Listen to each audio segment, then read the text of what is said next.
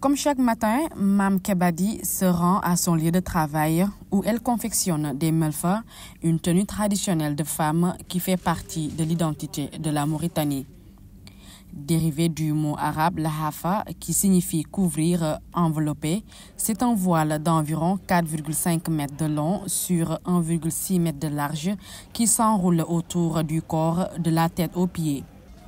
Historiquement, les melfa étaient portés par les femmes du Sahara pour se protéger de la chaleur. Les femmes ont toujours porté le melerfeu ici en Mauritanie.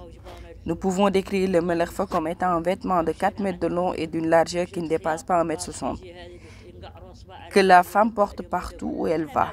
Le type de tissu à partir duquel le melerfeu est fabriqué est devenu un tissu léger, facile à utiliser.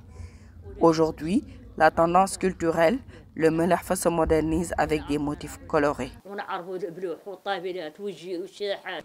Les melfas se présentent généralement dans deux teintes. Les couleurs claires sont plutôt portées par les jeunes femmes, tandis que les couleurs sombres sont pour les plus âgés. Lors des fêtes religieuses et autres cérémonies, c'est le melfa de haute qualité qui est choisi. Les femmes mauritaniennes ont pendant des siècles porté le melerfeu et le portent jusqu'à présent. Aujourd'hui, le melerfeu s'est limité à un tissu de couleur noire appelé indigo. Cependant, à notre époque, les formes de tissu et les couleurs de teinture, de même que les broderies, ont varié.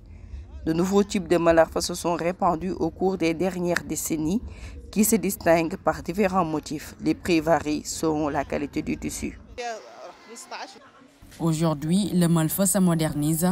Il est à présent proposé en différentes couleurs.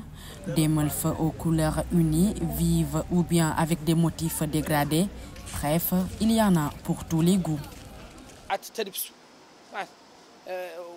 Vous voyez ici quelques types de melfa et leur prix varie entre 25 et 50 $ américains. Mais en cette période, ils sont un peu chers.